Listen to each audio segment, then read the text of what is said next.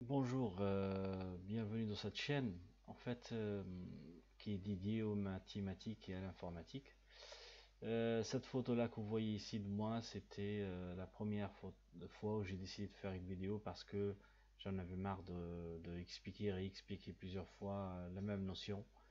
Et les élèves n'arrivaient pas à comprendre dans le temps qui était dédié à l'explication, c'est-à-dire le temps du cours.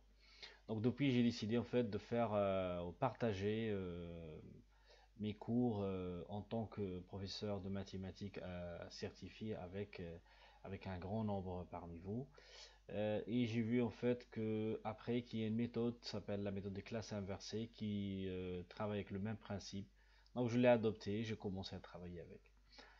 L'idée c'est que tu peux pas faire pause sur un prof qui est en train d'expliquer, mais par contre une vidéo tu peux faire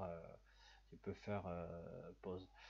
Donc, en fait, pour réussir les maths, pour moi, c'est comme tout autre domaine, il faut avoir une idée, un objectif, comme tous les grands de ce temps-là, Steve Jobs ou bien Bill Gates, ou ils avaient tout simplement, ces gens-là, ils avaient des idées, une idée, voilà, ils ont travaillé avec, ils voulaient pas d'argent, ils voulaient rien du tout, ça c'est venu avec. Donc, les maths, ça peut être aussi un objectif. Pour moi, c'est philosophique parce que les maths, ça apprend à réfléchir, ça apprend à raisonner dans la vie de tous les jours, de ne pas se faire, par exemple, installer des panneaux solaires dans la cave.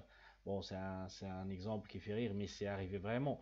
C'est parce que ces gens-là, ils n'ont jamais pris l'habitude de réfléchir, de raisonner et tout ça.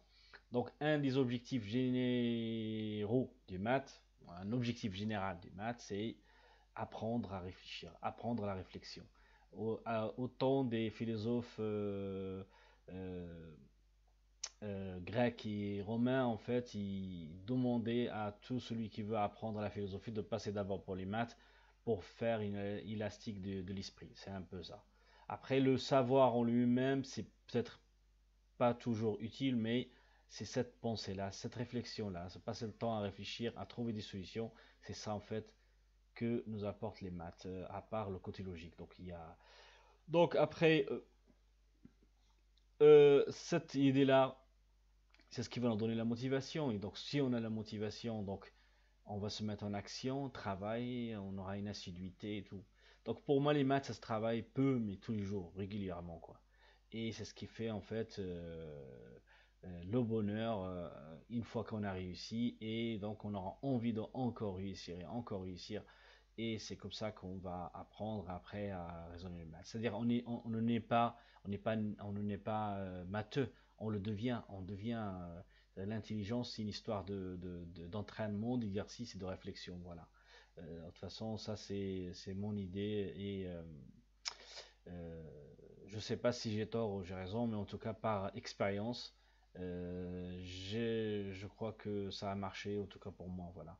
Donc, il faut avoir une idée. Voilà, c'est la base, c'est ce qu'il faut apprendre. Voilà, merci à vous, et bon visionnage des vidéos, quoi. Au revoir.